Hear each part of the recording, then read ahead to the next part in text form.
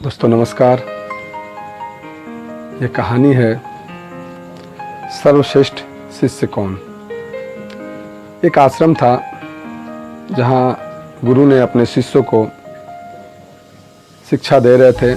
जब सभी शिष्यों का शिक्षा समाप्त हुआ तो गुरु ने सभी अपने जितने शिष्य थे सभी को बोले आज आप सबका शिक्षा समाप्त होता है और कल आप अपने अपने घर चले जाओगे, इसलिए कल सुबह आप सबका एक प्रतियोगिता होगा। गुरु ने अपने जो शिष्यों को ज्ञान प्रदान किए थे, जो विद्या दिए थे, वो परीक्षा लेने के लिए सभी शिष्यों को, जितना शिष्य थे उन सबको सुबह बुलाए। सभी शिष्य सुबह सुबह समय पे चले आए और गुरुजी ने कहा देखो इस आश्रम से एक सीमित स्थान दिखा दिए गुरुजी, वहाँ तक जाना है, फिर रिटर्न आप सबको आश्रम आना है और जो प्रथम पहले पहुँचेगा उसे मैं पुरस्कार दूंगा। सभी शिष्य जितना थे वो दौड़ लगाएं। दौड़ते दौड़ते कुछ दूर जाने के बाद दोस्तों एक गुफा मिला। वो गुफा अंधकार था, कुछ दूर तक उस गुफा को भी दौड़कर पार करना था। तो सभी उस गुफा को भी दौड़कर पार किए। पार कर कर जो चिन्हित स्थान तक पहुंचे, वहां से भी रिटर्न आश्रम पहुंचे। जैसे ही आश्रम पहुंचे गुरुजी ने सब शिष्य को एक जगह खड़ा किए, बोले अच्छा आप प्रथम आए हो, रुको। वो खोज रहे तो एक शिष्य जो उसमें नहीं नजर आया। तो गुरुजी ने कहा कि वो कहाँ रह गया। उसका नाम लेकर जब पूछा कि वो कहाँ रह गया, तो अब कुछ देर बाद देखा जा रहा कि वो शिष्य जो था वो धीरे धीरे गुरुजी के आश्रम की तरफ पैदल आ रहा है। तब गुरुजी ने उससे पूछा कि आप सभी तो चले आए लेकिन आप इतना देर क्यों किए। तो शिष्य बोला गुरुजी जब हमने दौड़ कर जा रहे थे तो एक रास्ते पे गुफा मिला, जो गुफा बहुत अंधकार था। जब उसमें मैंने दौड़ना प्रयास किया तो मेरे पाँव के नीचे कंकड़ आके चुभने लगे।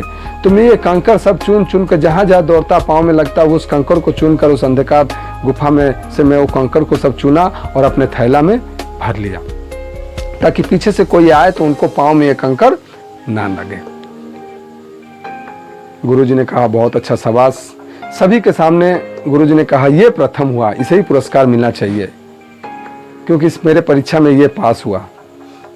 सभी ने आश्चर्य होकर बोले अरे गुरुजी प्रथम तो मैंने हुआ। बोला कि नहीं, प्रथम ये हुआ, मेरा परीक्षा यही था कि मेरा जो ज्ञान आप सबको दिया इस ज्ञान को सही ढंग से किसने समझा।